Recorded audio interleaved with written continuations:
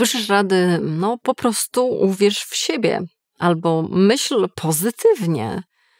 I co? I czujesz się z tym jeszcze gorzej, bo zaczynasz siebie krytykować, że nawet ta wiara w siebie ci nie wychodzi.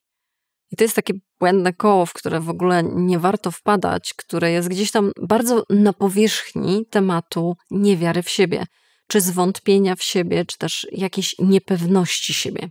A trzeba tak naprawdę zanurkować głębiej. I dzisiaj właśnie to zrobimy. Dzisiejszym filmem sobie zagłębimy się w to, skąd się może brać niepewność siebie. Takie ciągłe zwątpienie we własną wartość, we własne odczucia, własne zdanie. Jak to się tak dzieje, że właśnie tego typu przesłania, po prostu uwierz w siebie, jakoś nie działają i próbujesz, być może próbujesz, ale nie wychodzi ci to. No więc chcę ci dzisiaj powiedzieć, że to nie jest żadna wada, to nie jest żadna też cecha charakteru. Natomiast to są pewne konsekwencje okoliczności, które być może ciebie spotkały albo nadal do dzisiaj trwają i zagłębienie się i zrozumienie, skąd się wywodzi ta niepewność siebie, pozwoli ruszyć do przodu, bo im bardziej coś rozumiemy, dlaczego coś działa na takich, a nie innych zasadach, tym bardziej świadomie i trafnie możemy podjąć działania, które to będą po pierwsze zaleczać, zabliźniać pewne rany, ale i także świadomie podejmować decyzje, które tych ran nie będą rozdrapywać czy też karmić. I to już jest bardzo dużo, żeby podbudować poczucie własnej wartości. No i więcej nie czekając, przechodzimy do naszych punktów, do źródeł niepewności odnośnie własnej ważności i wartości. Punkt numer 1. Wczesne doświadczenia. Twój wewnętrzny krytyk, który ciągle gdzieś podstawia ci nogę i który mówi ci, że nie jesteś nic warta i że w ogóle jesteś gorsza niż inni, ciągle ciebie zresztą porównuje do innych i ciągle widzi twoje wady i tylko i wyłącznie je podsuwa ci pod nos. On nie mówi głosem innowacyjnym. On mówi głosem tego, co już kiedyś było powiedziane.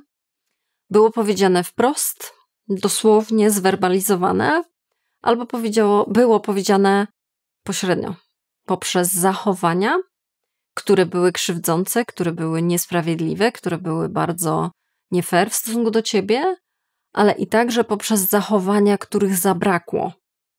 Ponieważ warto sobie uświadomić, że to, co gdzieś nam wygryza poczucie własnej wartości, to są aktywne działania albo brak, czyli zaniechania, czyli zaniedbania. Czyli to, że pojawia się coś, co nas krzywdzi, lub nie pojawia się coś, co nas w jakiś sposób nami się troszczy, czy opiekuje i wzmacnia. I wewnętrzny krytyk działa na tym. On się właśnie zrodził. To jest taki przycisk, który gdzieś kiedyś zainstalowano, a ty dzisiaj być może już ten przycisk po prostu sam lub sama wciskasz, który ciągle ci dokopuje, ale to nie ty go zainstalowałaś, to nie ty go zainstalowałeś w swojej głowie i w swoim ciele. Zadziało się tak za sprawą różnych okoliczności, które bardzo jednym słowem ogólnikowo można nazwać, które były trudne.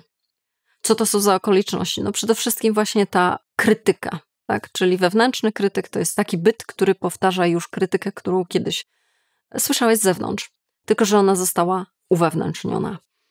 Czyli krytyczny rodzic, krytyczny opiekun, krytyczny nauczyciel, krytyczny rówieśnik.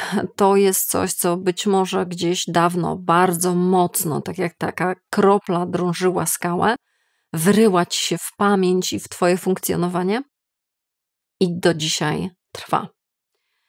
To także warunkowość, warunkowa miłość, warunkowa sympatia, warunkowa aprobata i akceptacja. Czyli tylko i wyłącznie pod warunkiem, że przynosisz dobre oceny, utrzymujesz porządek, jesteś grzeczna i bardzo, bardzo nie przysparzasz kłopotu, problemów swoim opiekunom, to wtedy dopiero dostajesz uwagę, bądź też jakiekolwiek gesty nagradzające, co nie musi oznaczać pełnym, bardzo zdrowym, odżywczym daniem. Czasami to są wręcz okruszki.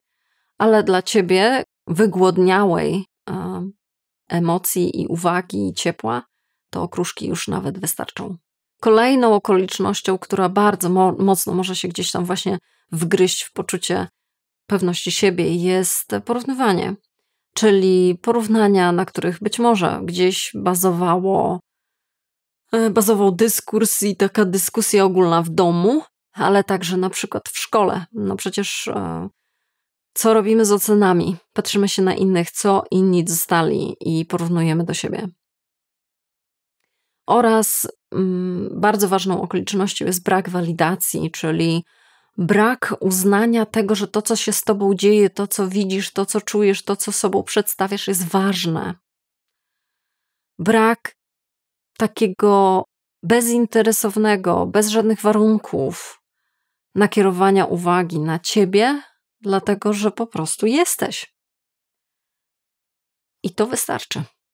Te wszystkie rzeczy wystarczą, żeby przesiąknąć przeświadczeniem, że ja to się mniej liczę, że ja mniej znaczę. I to jest bardzo, bardzo bolesne i to jest bardzo ważne do tego, żeby odkryć, że takie coś miało miejsce. To odkrycie nie służy do tego, żeby zaatakować kogokolwiek, ale służy do tego, żeby nadać w końcu ważność sobie. Żeby właśnie podarować tą walidację, to uznanie, to zainteresowanie, którego tak właśnie wtedy zabrakło dzisiaj.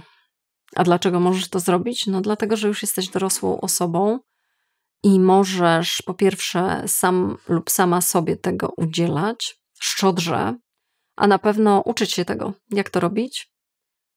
Na tym kanale nie brakuje treści na ten temat. Jeżeli treści filmowe to jest dla ciebie za mało, zapraszam na konsultację 1 na 1. To jest też coś w mojej ofercie.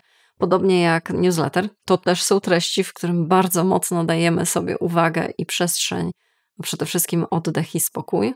Czyli dajemy sobie, napełniamy swoje własne zasoby tym, czego kiedyś zabrakło, w sposób świadomy i umiejętny, dlatego że po pierwsze umiemy przyznać, że tak, tego zabrakło.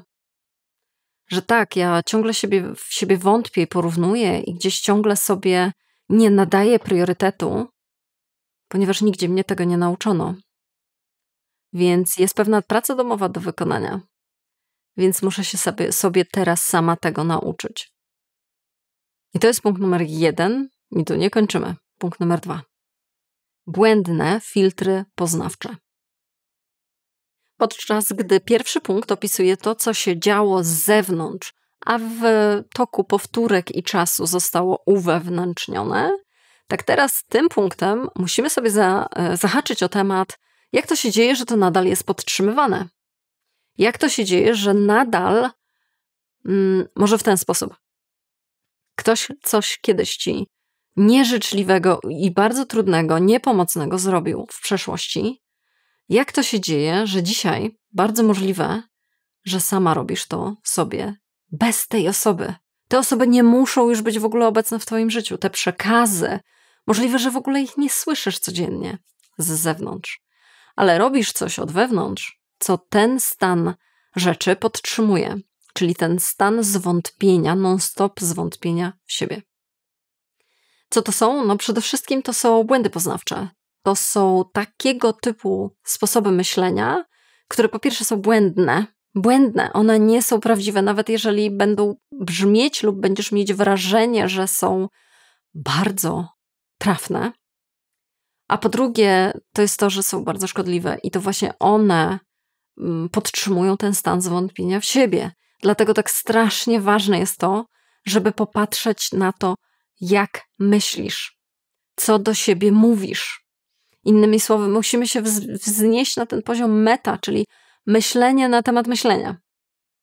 Po co jest nam potrzebne? No właśnie, żeby przerwać te koło podtrzymywania zwątpienia w siebie i podkopywania pod siebie dołków. Czyli czego szukamy, nie? To jest najważniejsze pytanie. Na przykład, czarno-białego myślenia, czyli takiego wszystko albo nic. Jestem zerem albo jestem absolutnie, wszystko cudownie. Dzisiejszy dzień był udany albo po prostu nadaje się absolutnie do kosza, do wyrzucenia, jestem beznadziejna. To są właśnie absoluty. To jest patrzenie biegunowe i to jest coś, co podkopuje pod tobą dołki.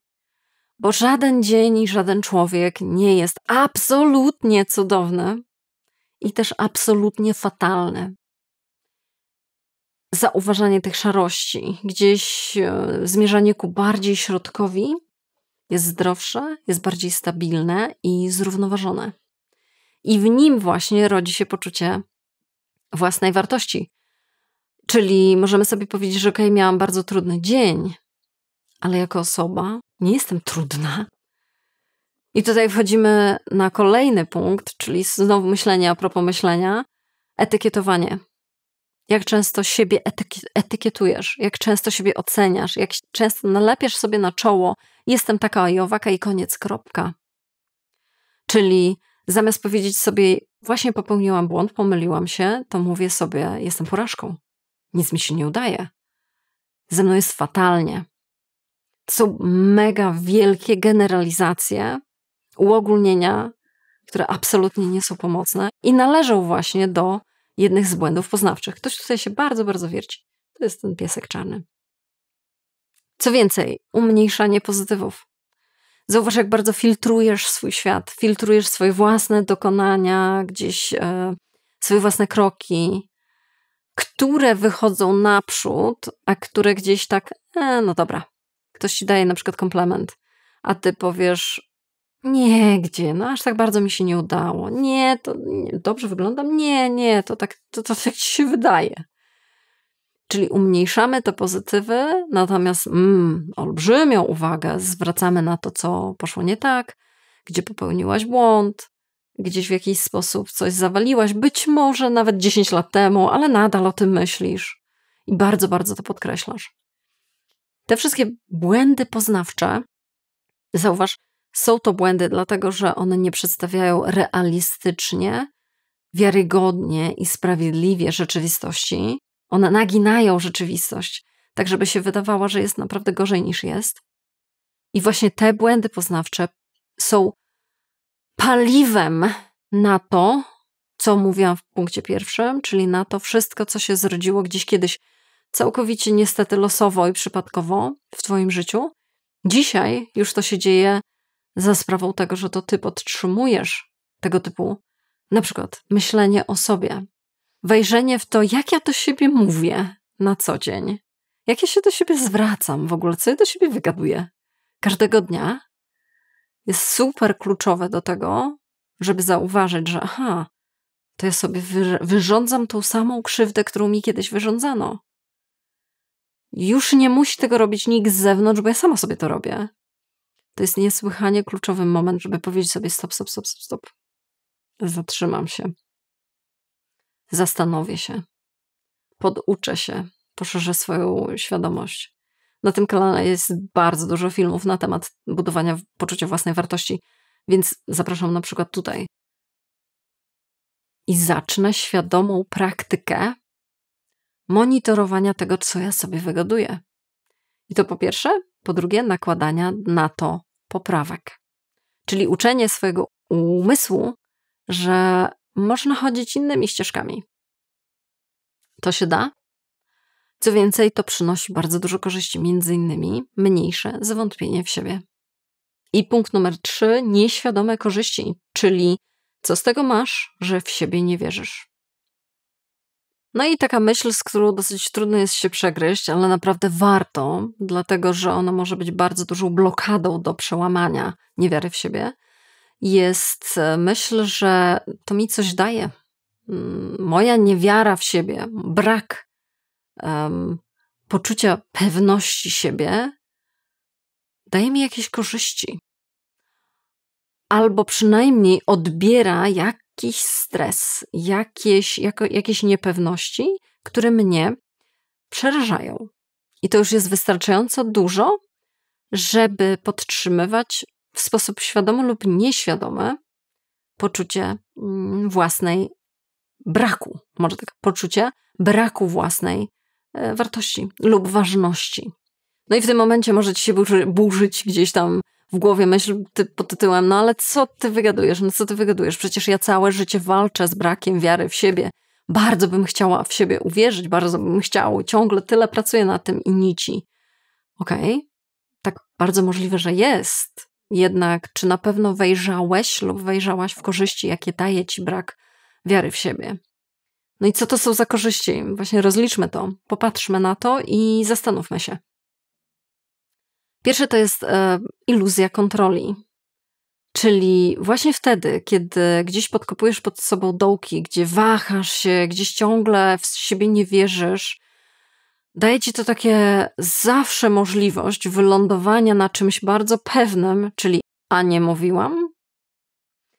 I to jest, podkreślam, iluzja kontroli, czyli nie idziesz po podwyżkę, nie starasz się o lepszą pracę, nie starasz się o jakąś inną znajomość, przyjaźń, która będzie działała na zdrowszych zasadach, niż tylko ty masz coś ciągle dawać, a druga strona dostawać, bo boisz się, że to może być trudne, że może gdzieś po drodze spotkać ciebie jakaś porażka, że możesz się potknąć na tej wyboistej drodze, bo to jest wyboista droga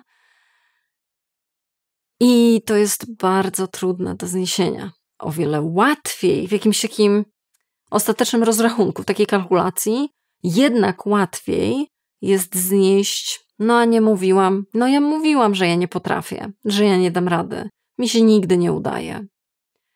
I przeliczając, który minus jest łatwiejszy do zniesienia, bo nie mówimy na zasadzie plusów, minusów, tylko minus, ale który jest łatwiejszy do zniesienia, czy wieczna niepewność, wychodzenie ze strefy komfortu, czy może pewność tego, że ja to jestem osobą, której się to nie udaje, żeby na przykład zbudować nowe relacje. I ciągle mówimy sobie właśnie etykietowaniem, generalizacjami, dobrze powiedziałam to? Generalizacjami i ciągle podkopujemy pod sobą te dołki. I to jest jedna korzyść, czyli to, że nie ruszamy tak mocno w posadach swojego własnego życia, bo sobie powiemy, nie, mi to się nie uda. A nawet jeżeli pójdziemy o jeden kroczek, on wyda się trudny i będzie trudny, powiem sobie, a nie mówiłam, i mamy rzekomą kontrolę nad wszystkim. I to jest jedna korzyść, która może bardzo skutecznie przytrzymywać nas przy niepewności siebie. Kolejną jest kolejny kolos i gigant, mianowicie to nas chroni przed braniem pełnej odpowiedzialności. Dlatego, że jeżeli w siebie nie wierzysz, zawsze możesz powiedzieć, nie, ja tego nie zrobię. Jakiś krok naprzód, tak jak mówię, jakiekolwiek wyzwanie, ja tego nie zrobię, czyli ja siebie nie dookreślę, ja siebie nie wrzucę do tej głębokiej wody, ja tego nie podejmę wyzwania, czyli nie wezmę odpowiedzialności za całościowo za coś, co może być trudne, ale jednocześnie bardzo pomocne, bardzo zdrowe, bardzo rozwojowe. Brak pewności siebie staje się niestety, ale wymówką. Staje się takim powiedzeniem sobie, trochę sobie na to pozwalam, żeby nie wziąć tej odpowiedzialności. Dlaczego? Dlatego, że mnie to przeraża. Dlatego, że to jest niepewne. Dlatego, że to jest dyskomfort. I sobie przyklepiemy to, tak przygładzimy takim, bo ja jestem za mało pewna siebie, żeby to zrobić. Na marginesie oczywiście muszę dorzucić, że pewność siebie to nie jest coś, co się rodzi tak pstryk, tylko właśnie w działaniu. Więc potrzebujemy tych działań, w których jesteśmy niepewni, które są bardzo trudne do skontrolowania pod każdym względem i które są wyjściem ze strefy komfortu. Bo właśnie w nich rodzi się pewność siebie, w tej praktyce. Więc jeżeli sobie przykrywasz to, ale ja nie mogę, bo ja jestem niepewna siebie, to odwracasz pewną kolejność. Czyli konie za karocę wstawiasz zamiast przed. Bo jak to w wielu innych filmach mówiłam, motywacja do działania i odwaga do działania rodzi się w działaniu, a nie w czekaniu na nią. Tak samo pewność siebie rodzi się w działaniu, a nie oczekiwaniu na nią. Nadal to jeszcze nie wszystko, jakie korzyści może nieść brak poczucia własnej wartości. Kolejną jest ochrona. No bo jeżeli nie ruszasz się właśnie w takich bardzo awangardowych kierunkach, jeżeli gdzieś nie kołyszesz tą łódką, jeżeli nie robisz czegoś innego niż twoje na przykład otoczenie, to się nie narażasz. Nie narażasz się na krytykę, nie narażasz się być może na zazdrość, nie narażasz się na to, że będzie na ciebie, że to ty się wychylasz. To jest funkcja ochronna.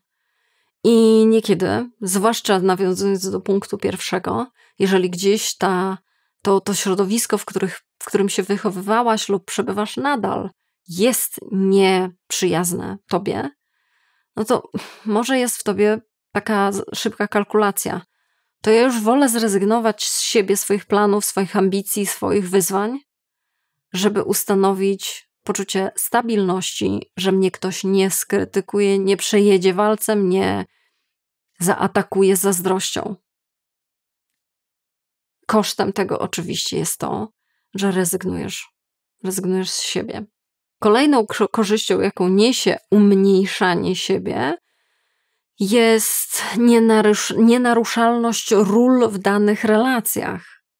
Czyli to, że od zawsze ta relacja z kimkolwiek, w rodzinie, wśród przyjaciół, wśród znajomych, w pracy, gdziekolwiek, ludzie od zawsze ciebie postrzegali jako tą cichą, wycofaną, introwertyczną, delikatną, malutką osóbkę. To są do tego przyzwyczajeni, tego się po tobie spodziewają, więc to jest pewna rola, którą przyjmujesz w tych relacjach i ta rola umożliwia, między innymi ta rola umożliwia, żeby te relacje dalej trwały.